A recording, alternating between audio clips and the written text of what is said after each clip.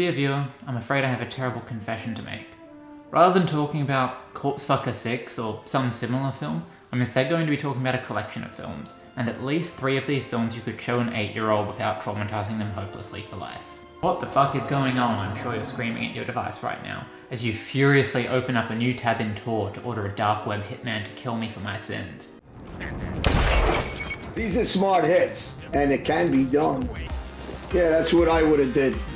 What's happening is, I wanted to do something a little bit different, and I'm just going to talk about a collection of films that I've seen in the last 18 months or so that I very much liked, regardless of whether they adhere to any ideas of abjection or transgression. Every year on Letterboxd, I keep a list of my favourite first-time viewings for the year, and basically I'm just pulling a few films from those lists that I feel are worth recommending.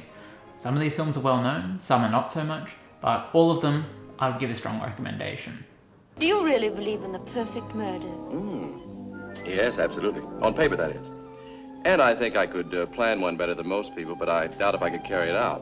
Oh? Why not?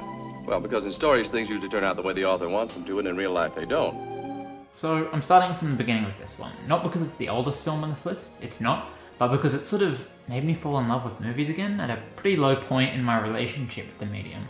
I watched this at a time when I was still watching movies, but less regularly, and most of the ones I was watching weren't really impressing me. There was the odd one here or there that really struck me, but in general, I wasn't feeling the joy of new discovery. And then I was sick one day, and on a whim, I decided to watch Dial M for Murder, and I fell in love with it.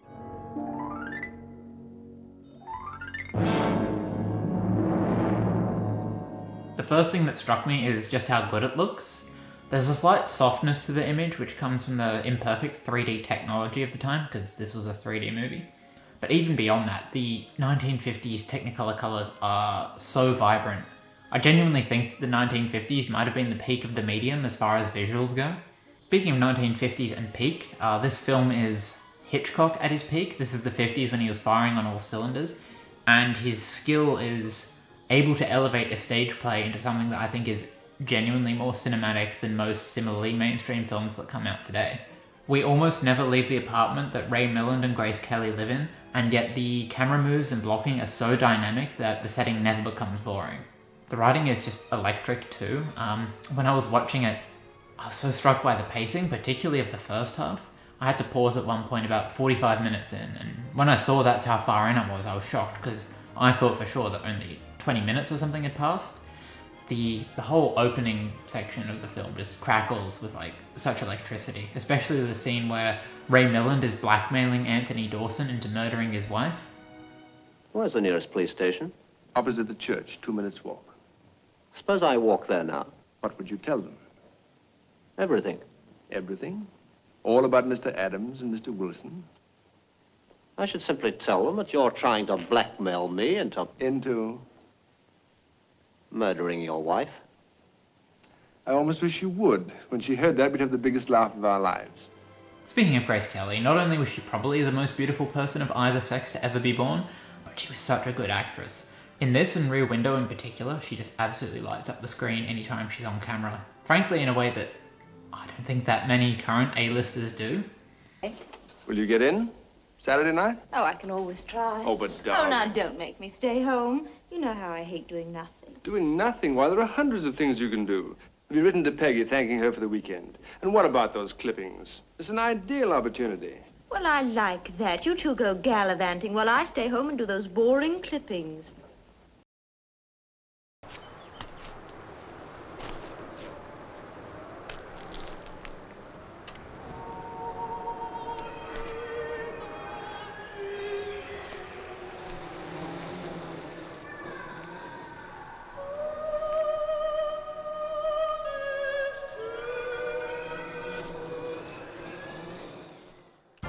Over the past few months, I've watched many films by French director Francois Ozon.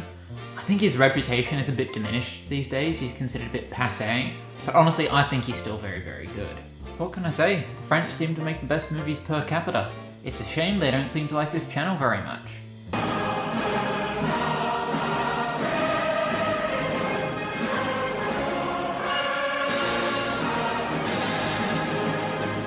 support the French arts, I do my duty. Michelle Houellebecq's my favourite author, for fuck's sake, and this is how you guys repay me. Shameful. My favourite Francois Ozon film is his first feature, See the Sea, a slim 50-minute psychological thriller that, to me, is like the platonic ideal of late 90s, early 2000s shock cinema.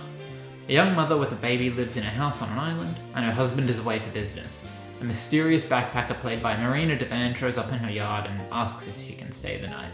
What unfolds from there is a series of increasingly uncomfortable transgressions as the backpacker brazenly inserts herself into the mother's life.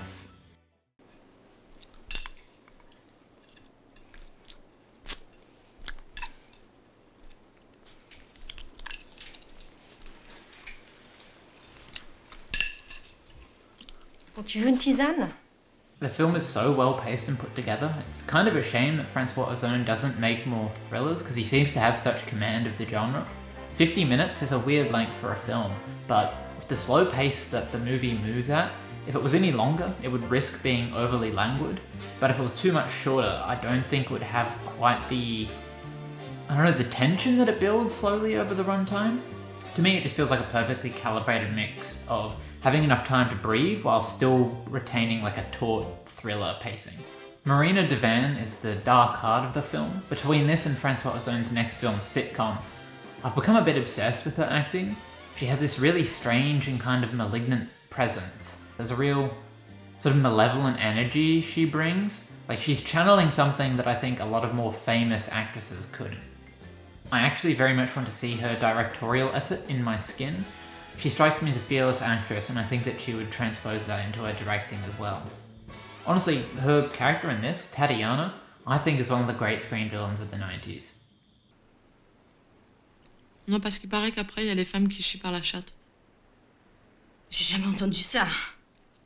Ah si, il suffit que la paroi entre le vagin et le rectum soit déchirée. Puis ça peut s'infecter. How can you say such wicked things? Sometimes the truth is wicked. This overwrought and delirious melodrama was a revelation to me when I first watched it a couple of years ago. It's like if Douglas Sirk was evil. A novelist played by Cornel Wilde is travelling through New Mexico on a train when he runs into the beautiful and enigmatic Jean Tierney. Understandably, he is smitten with her, and they begin a very rapid romance that quite quickly turns into a marriage.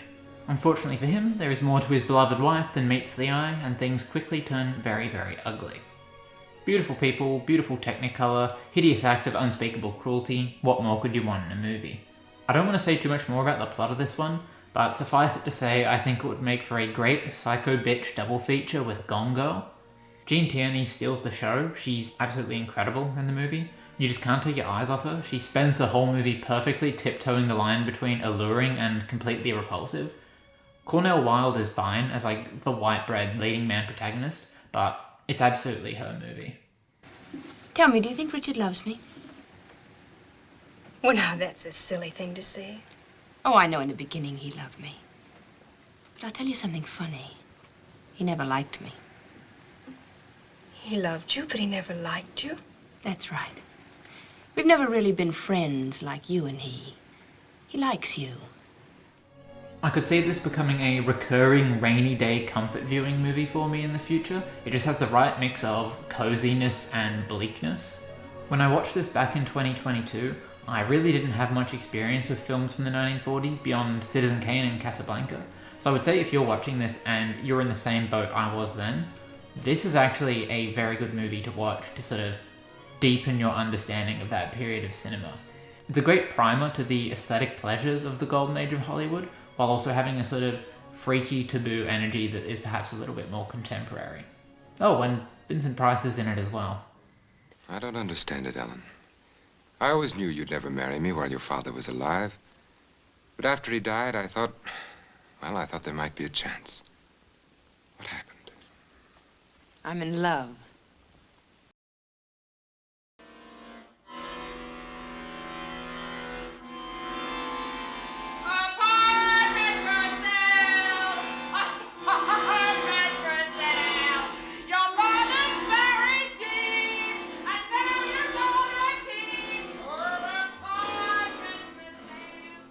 To me, this is the best film of the 2020s so far, at least of the ones I've seen.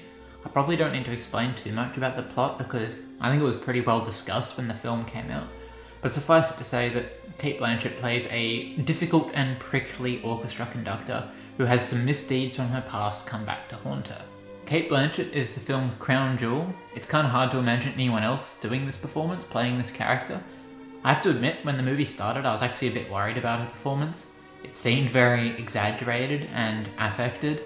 Soon I realised this was actually a very deliberate and very good choice by Blanchett, because for much of the movie, Cate Blanchett is not just playing Lydia Tarr, she is Cate Blanchett playing Lydia Tarr playing Lydia Tarr. There is a lot of performative pomposity that is part of that character, and I think Blanchett really nailed that, and also the more low-key emotional moments that come later in the film. Time is the thing. Time is the essential piece of interpretation. You cannot start without me. See, I start the clock. Now, my left hand, it shapes, but my right hand, the second hand, marks time and moves it forward. However, unlike a clock, sometimes my second hand stops. The script by Todd Field is very strong. It's not naturalistic necessarily, it's very wordy, but to me it still feels sufficiently authentic to the world of classical music. The script is just a pleasure to listen to being performed. I don't know much about classical music, but the script is filled with such granular detail that I find really enjoyable. You know, what about Beethoven? You into him? Because for me, as a U-Haul lesbian, I'm not too sure about old Ludwig. But then I face him, and I find myself nose to nose with his magnitude and inevitability. Within a couple of scenes, I was struck by how much the tempo of the film reminded me of my beloved Michael Haneke, so I was not surprised to find out that the movie was edited by Haneke's long-term editor, Monica Vitti.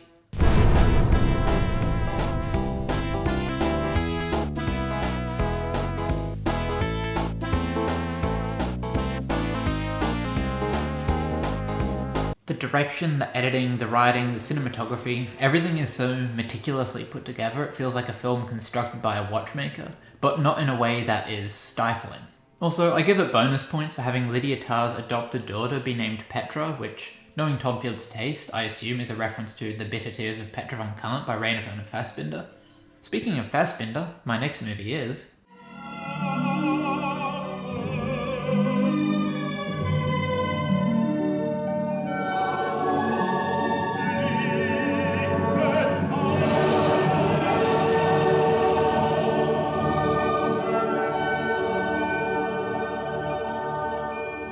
Over the past year or so, Fassbinder has been the filmmaker that has most fascinated me, and I've been meaning to talk about him on this channel for a while, but I've struggled to find the words. He's a filmmaker I've become obsessed with, and is very important to me, even though I don't love all of his films. I've seen maybe a dozen of his films, ranging from obviously great work like Fear Eats the Soul, to movies that didn't really work for me, like Beware of a Holy Whore, but even his films that I haven't enjoyed so much have this strange, compelling quality to them that I can't quite shake. Like most of Fassbinder's films, Chinese Roulette is an emotional diorama of manipulation and abuse. It sort of follows a core family unit of a wife, a husband, and their physically disabled daughter. These people are very well off, they have a big country home, they have a consortium of servants and general hanger-ons. The husband and his mistress, played by art cinema royalty Anna Karina, go to the holiday home over the weekend to relax and fuck. But uh-oh, his wife and her lover have also coincidentally showed up at the holiday home on the same weekend. Or maybe it's not a coincidence at all, and their creepy as fuck adolescent daughter has been secretly pulling the strings. Patricia.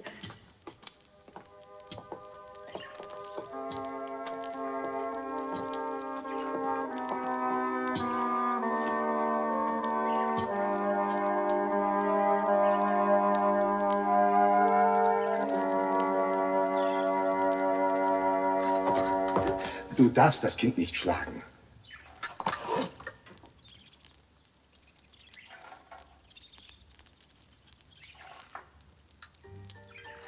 Like so many of Fassbinder's films, it is just filled to the brim with emotional cruelty, and it does it so well, probably because Fassbinder himself was in life an exceptionally cruel man. His movies are so good at exploring power dynamics, the way people use one another and then discard them when they're no longer useful, and just the way we get off on being horrible to one another. He was also just an extraordinary stylist. Despite the generally low budget of his movies, the staging of them is always so good.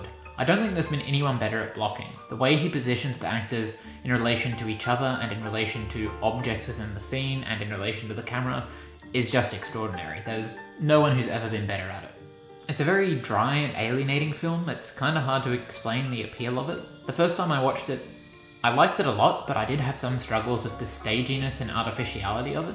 Now I would call this one of my favourite movies, and I would say that the artificiality of it is actually one of the things I enjoy the most about it. Once you accept that people in Fassbinder's films do not always behave as real people would, it's a lot easier to get into them. Chinese Roulette in particular feels like it takes place in a nightmare world where people's exact feelings and motivations aren't quite knowable. Völlig leer. Höchste Zeit. Kein Tropfen Öl. Warst du schon mal in der Hölle? Ja. The star of the film to me is Margaret Carstensen, who sadly passed away last year. Lately I've completely fallen in love with her as an actress. I think she's drastically underrated. There's something simultaneously captivating and terrifying about her. I'd put her in the same category as Isabelle Huppert in that sense. Wir könnten eine Schießübung machen. Wer am besten ins Schwarze trifft. Mit Pistolen. Bei lebendigen Zielen.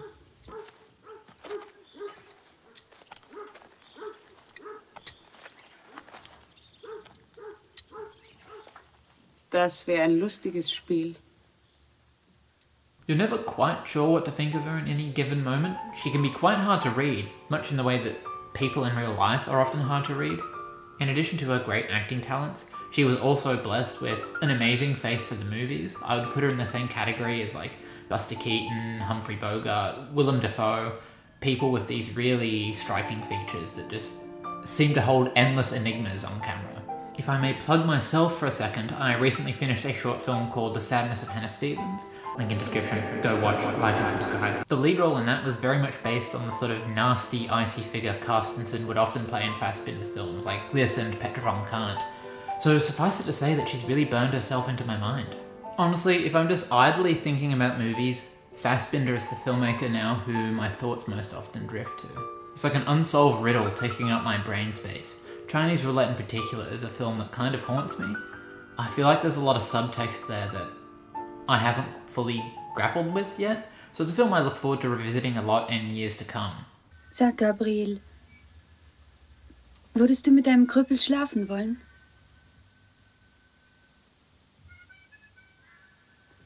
Du brauchst nichts zu sagen. Ich kenne die Antwort.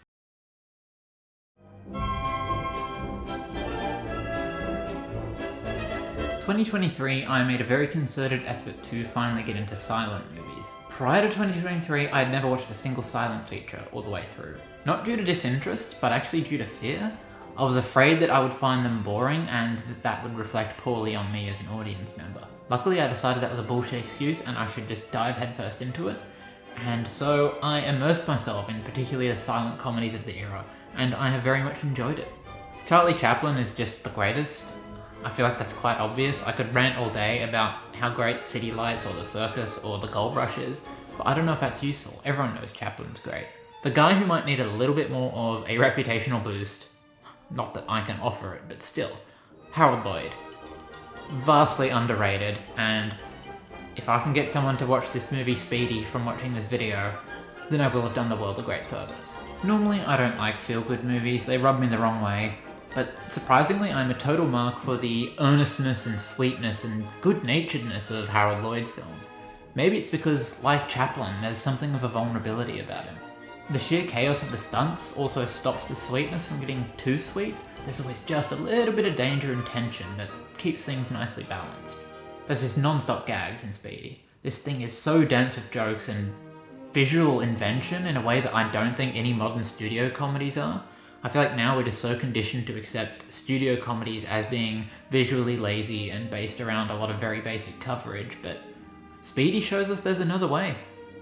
It's as kinetic and pinpoint precise as any of the best action movies. I always appreciate the love stories in his films as well. Not just Speedy, but some of the earlier ones like The Kid Brother or Girl Shy or Why Worry.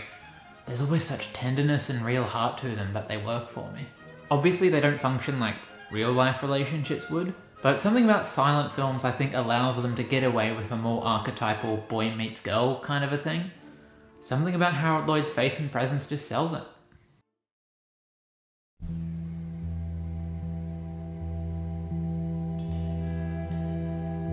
Of all the Antonioni films I've seen so far, this is my favourite. I'm not sure if it's actually, strictly speaking, his strongest work, or if it just took me a few films to really get into the swing of things, but either way, it's my favourite. Zabriskie Point is Antonioni's view of the American counterculture of the time. Narratively, there's not much going on beyond the basic premise of two disaffected young people fleeing their lives and responsibilities and hanging out in the desert. Nothing really happens, but it's the best nothing you'll ever see. Gorgeous landscape wide shots, a really great sense of filmmaking daring and exploration, amazing atmosphere, and that's all you need if you've got the skill of Antonioni. At the time, Zabriskie Point was seen as an embarrassment. A master filmmaker had lost his bearings and become out of touch. The idea that this is a misfire is, to me, ridiculous. It's beautiful, it has real moments of filmic transcendence, and as an outsider, it seems to me at least to capture at least something of the genuine feeling of the time. Admittedly, the acting from the two leads is pretty wooden at times, but focusing on that is just missing the forest for the trees. Honestly, they're not that much worse than Gal Gadot in just about any major blockbuster. What do you mean, reality trip? Oh yeah, they can't imagine things. Were you in with that group? Why didn't you get out? Kalel, no! Honestly, I would take this over The Godfather or Apocalypse Now. Sorry Francis, those are great movies, but Antonioni just got the juice. What the fuck does that mean? See you at the bottom. Wait a minute!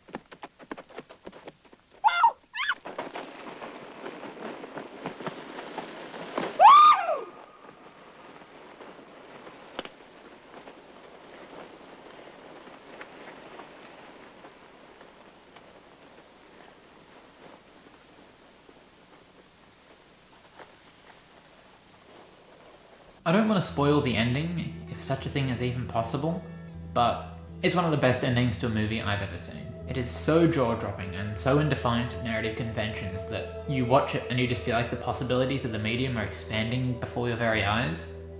Between this and Blow Up, Antonioni knew how to end a movie.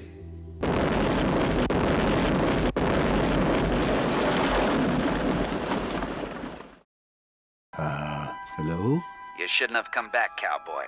They've cracked down hard since you left. More guards, more patrols. You and your friends ain't ever getting out of here now. Now, dear viewer, I'm sure you're quite shocked right now. In fact, you might be thinking this is a joke, some sort of a piss take. And you would actually be half right, insofar as I know that Toy Story 3 is incongruous to put on this list, but I do genuinely feel that it merits a mention. To make the most of my temporary subscription to the streaming service run by corporate slot merchants known as Disney, I watched Toy Story 4 quite recently and thought it was generally pretty decent. I did this because I loved the original 3 films as a kid, and I thought, you know what, after watching the 4th one, I might as well go back and revisit those originals. As such, Toy Story 3 is of course technically not a first time viewing, but it is the first time I've seen it in about a decade, and the first time I've seen it with my calcified adult tastes. Beyond the fact that it's a very good and well-made movie with strong voice acting and animation, I was struck by the conceptual darkness of it. If you need a bit of a refresher on the premise, all of our beloved toys have been imprisoned at Sunnyside Daycare by a malevolent teddy bear, who basically rules the place with an iron fist and indefinitely detains any toys who are not in his inner circle. The film ends up as a sort of Great Escape parody, but the thing it actually reminded me the most of was the Abu Ghraib photos. I know it's very glib to compare an animated children's film to real instances of extrajudicial torture, but it's genuinely what came to mind. There are scenes in the film that reminded me of the enhanced interrogation techniques that were approved by the Bush administration for use in Iraq. I'm not saying this is intentional per se, but I do think it's reflective of the way that images of torture permeated the American media consciousness after Abu Ghraib and after Guantanamo Bay. There's no way you have Buzz Lightyear getting interrogated with the threat of torture in a dingy room with a bag over his head in a children's film pre-9/11. You wouldn't even think of such a thing. If Eli Roth's Hostel can be said to reflect Abu Ghraib, I don't know why Toy Story 3 can't.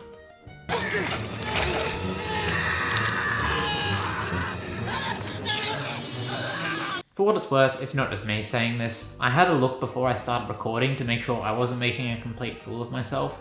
Sadly, the Toy Story subreddit had no results for Abu Ghraib. I was able to find a paper published by the University of South Florida that did compare Toy Story 3 to the Abu Ghraib photos. So, it's not just me, the academics agree. My personal theories aside, I think the reason the original Toy Story films hold up so well for me, beyond childhood nostalgia, is that there's a deep and real sense of melancholy and disappointment within them. To me, that is a lot richer than something like WALL-E, which is a totally fine movie, but a lot more superficial. Sometimes the drama in the Toy Story movies can feel a little bit contrived, but I appreciate that these movies, entertaining as they are, acknowledge that life is full of sadness and missteps. I also think the Toy Story films benefit from a really strong cast of voice actors and characters. Compared to some other animated films, I think the variety of the central cast is really strong. Woody, Jessie, Buzz, they're like my friends. I love these fucking cartoon bastards. So there you have it. Those are just some of the movies I've seen since about August 2022 that I've really liked and enjoyed. If there's some of them you haven't seen, I would strongly recommend all of them. Go and give one a watch. Come back and tell me if you like it. If you don't like it, don't come back and tell me. I don't give a fuck, and you will join the sin bin with that cunt Sebastian. Bye now.